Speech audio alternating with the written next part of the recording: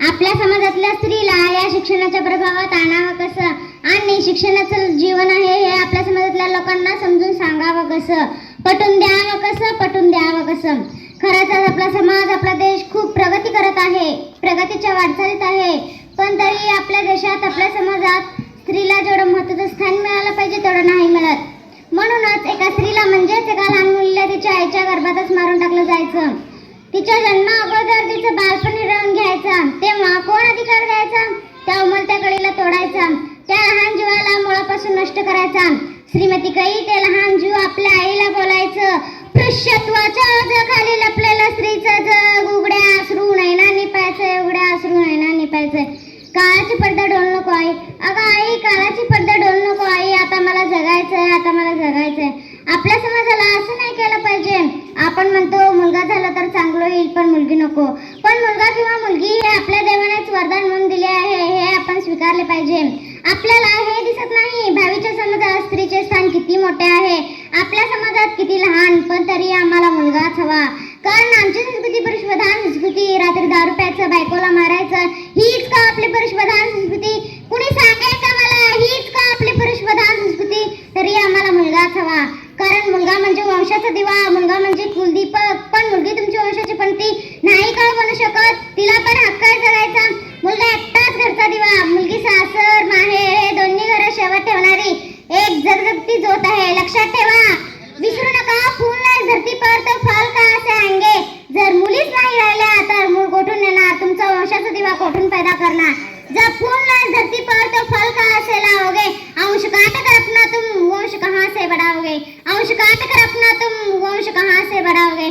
खरंच आपल्या समाजातल्या स्त्रीला फक्त वाचवलं नाही पाहिजे, तिला शिकवलं पाहिजे, तिला घडवलं पाहिजे, तिच्यावर होणारा अन्याय अत्याचार पूर्णपणे थांबवलं पाहिजे. आज अनेक स्त्रिया पुरुषांच्या बरोबरीने प्रत्यक्षात काम करताना दिसतात, पण एक स्त्री अजूनही कुठेतरी अन्यायाच्या अंधकारात चूल आणि मूल ह्यातच उरू फाटलेली दिसते. तिला त्याच्यातून बाहेर काढलं पाहिजे, तिच्या हातात ज्ञानाची ज्योत दिली पाहिजे, तिला शिक्षणाची संधी उपलब्ध करून दिली पाहिजे. तेव्हाच आपला समाज खऱ्या अर्थाने शिक्षित होईल. अरे कोणीतरी म्हटले आहे, लाटांबरोबर तर सगळेच पोहतात, पण खरा शूट तो जो लाटांना भेदून पुढे जातो. अशाच काहीतरी स्त्रिया आहेत. या जगाची रीत अशी आहे, ऐका, या जगाची रीत अशी आहे, कोणी चांगले केलं तर नावच ठेवतात आणि त्या ह्याचीच जागा शोधतात आणि वाईट केलं तरी नावच ठेवतात. मग या अशा जगामुळे IPS विश्वास नांगे पाटील म्हणतात, हे जग फार विचित्र आहे, त्याच्याकडे लक्ष देऊ नका. ते नेहमी पुढे जाणाऱ्यांशी जळतं, ऐका, ते नेहमी पुढे जाणाऱ्यांशी जळतं आणि मागे राहणाऱ्यांशी थट्टा करतं. असंच काहीतरी आपल्या समाजातल्या स्त्रीच्या बाबतीत आहे. चूक कोणाची का असेना, आपण दोष मात्र स्त्रीलाच दिला जातो, मग तिने योग्य केलं तरी अयोग्य केलं तरी. मग या अशा दोन्हीकडे बोलणाऱ्या जगामुळे स्त्रियांनी मुलींनी जगावं तरी कसं? मस्त मन मोकळपणाने वागलं तरी म्हणतात पोरीला शिस्तबद्ध नाही, शांत गंभीरपणाने वागलं तरी म्हणतात पोरीला फेस करायची हिंमत नाही. लग्नाला उशीर झालं तरी म्हणतात ओ पोरीचं कुठं खोटं असेल, हो पोरीचं कुठं खोटं असेल. लवकर लग्न झालं तरी म्हणतात पोरीचं एक लफडा लपवायचा असेल, हो पोरीचा एखादा लफडा लपवायचा असेल.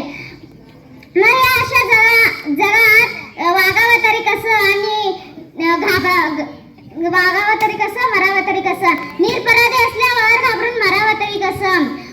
वागावं तरी झाशीच्या राणीसारखं आणि मरावं तरी झाशीच्या राणीसारखं.